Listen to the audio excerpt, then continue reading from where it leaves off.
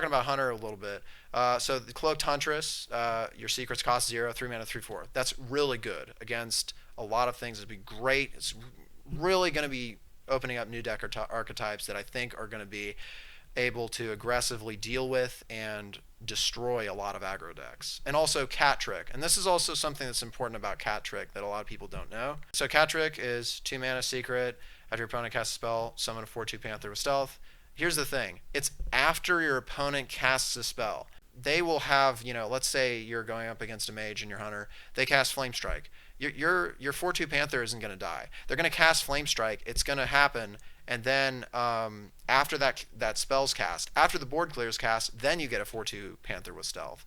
So that's a big deal because now you will have board presence after your board gets cleared if they try to use a board clear. So then they're going to have to do like weird stuff where they're going to have to use like a spell prior to then proc the Cat Trick to then use the board clear after the fact. So it's just going to add another layer of just really kind of annoying stuff that's going to make it really good. And man, I'm telling you, Hunter is going to do really well. And I think because of this new kind of mid-range Secret Hunter, which is also going to use Lock and Load, by the way. Lock and Load mid-range-ish Secret Hunter is going to be awesome because you could literally, here's the dream. Here's the dream for everybody who doesn't know what the dream is for this. Okay, it's turn 4. You coin Cloaked Huntress, and then Lock and Load, and then you play like secrets, and then those secrets can generate more secrets from Lock and Load, and then you can play those secrets and just keep like generating. So basically, it's almost the dream is basically you have like a 5 mana Mysterious Challenger with Hunter, which is like insane. Oh yeah, it's actually strictly better than that because the average Secret Hunter, the Hunter Secret is better than the average Paladin Secret, first of all. But also, you're actually not taking cards out of your deck, whereas with Mysterious Challenger you are. But with decks like this, you're not planning on going to fatigue anyway. You'd probably lose, so that's kind of a minor thing. But just something I kind of like always looking at every aspect of the game to make sure like you cover all your bases. It's just important things to think about. So Hunter's going to kick ass. I think Hunter's going to kick Shaman's ass. The meta will slow down. If the meta slows down a little bit, and we're going to more mid-range slow decks, Priest will be viable. Priest will do well, and I think people are not looking at that. So Paladin. Why would Paladin do well against Shaman? Well, Ivory Knight. You discover a spell, and then you restore health to your hero equal to its cost.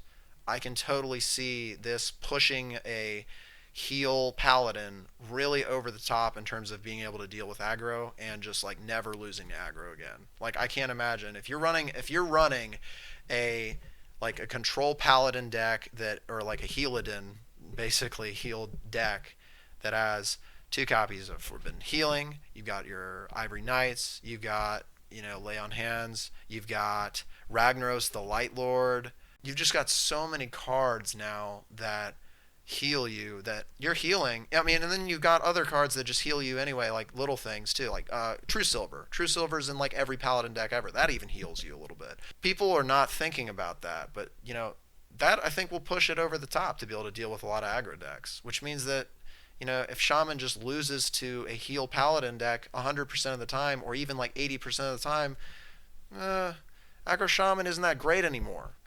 Maybe it will kick Priest's ass, but then we're looking at a nice balance here because now we're not talking about, oh, well, Aggro Shaman just beats everybody. Now Aggro Shaman will only be able to beat Priest, but then Aggro Shaman will get its ass kicked by a lot of other decks, and then you kind of got like this deck beats this deck, and then this deck beats that deck, and then this deck beats that deck. That's good. That's actually really healthy for the game, and that's like what I think is going to start happening here. And I'm sure that they tested this. I think people aren't giving Blizzard any credit and just saying, oh, they're idiots. They totally just destroyed Priest.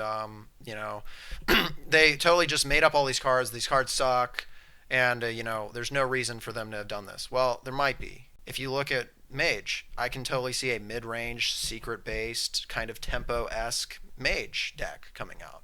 Look at the cards. 1 mana, 1/1 Babbling Book.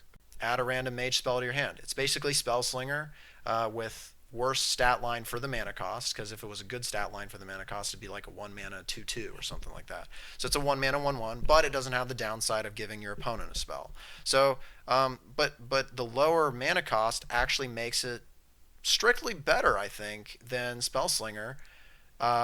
Not to mention, you got a couple little synergies here with, Brand Bronzebeard. You could do even turn 4, just play this. If you're playing a tempo deck, you kind of make them go crazy over trying to kill Bran, and there's just a lot of scenarios I see where a mid-range secret-based mage is going to come out because of Babbling Book and also Medivh's Valet.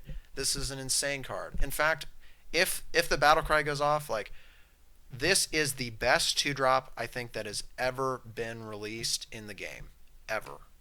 The only one that I can think that really competes with it is probably Mad Scientist. Mad Scientist was the king of overpowered 2-drops.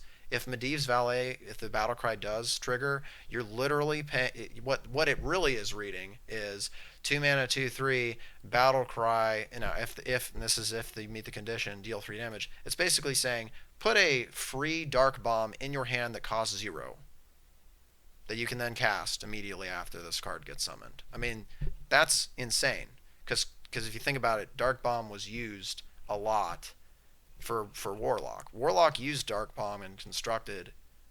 2 mana deal 3 damage is just good on its own. But then you have a 2 mana 2/3, which isn't even bad for stats.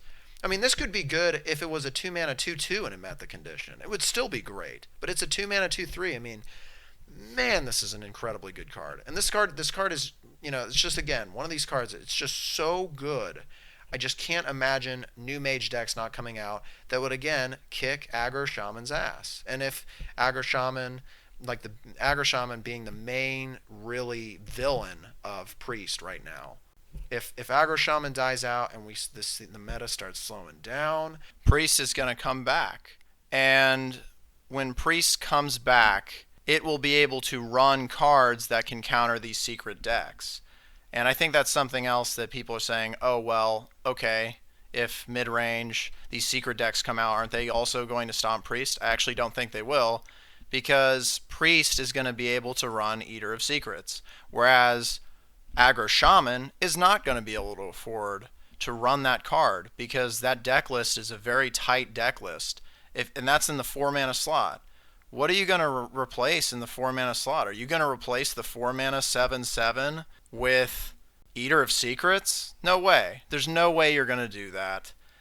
I think, and if they do, they're going to do significantly worse against Priest, because Priest doesn't have secrets. They're going to do significantly worse against Warrior, Control Paladin, Rogue, mirror matchups. There's a lot of situations where that's going to be really bad for Shaman. So Priest is going to be able to come back. They're going to be able to run Eater of Secrets, so they can deal with these mid-range decks pretty effectively, whereas aggro, zoo matchups like Zulok as well is not really going to be able to afford to run that, because they have a pretty tight deck list that is really important for winning the game. Whereas more control decks really can run more tech cards that can prevent other classes from doing certain things, because that's the whole point of a control deck. Like, that's the whole point. So I think that Priest is going to come back, and I think that everybody's wrong about this. I think Priest is going to do just fine. Now, what kind of deck do I think Priest will end up running? Okay, well, for starters, with a lot of these new spell synergy kind of cards that I see, I could definitely see a Yogg Priest becoming something, because you've got cards. One, you've got Priest of the Feast, which is great for healing, and then let's say they kill your Priest of the Feast. What are you going to do turn 5? Oh, wait. You're going to play Onyx Bishop, and then you're going to resummon Priest of the Feast. Because if you're running a very spell-heavy deck, you don't need to be having minions turn 1, 2, and 3 or whatever. Also, obviously, the Akanai Circle combo, you're going to have that as well. So let's say you do turn 4 Akanai Circle to get rid of a board. They kill the Akanai Soul Priest. Then guess what? Turn 5, you Onyx Bishop. Then you resummon the Akanai Soul Priest. Then it's a threat again. Then they have to deal with it again. And then they have to deal with it. And then you can kind of come back and kick their ass. And that's exactly what I think is going to start happening. There could be a spell heavy priest deck. It could just become normal fatigue, control-esque priest, depending on what the meta turns out. I don't know exactly what kind of decks are going to be ran and how it's going to work, but I am almost certain that the meta is going to slow down, and I think priest is going to do just fine, guys. So everyone just chill out, and we'll see if I'm right here, but I have a good feeling that with the cards they put in, priest is going to do just fine.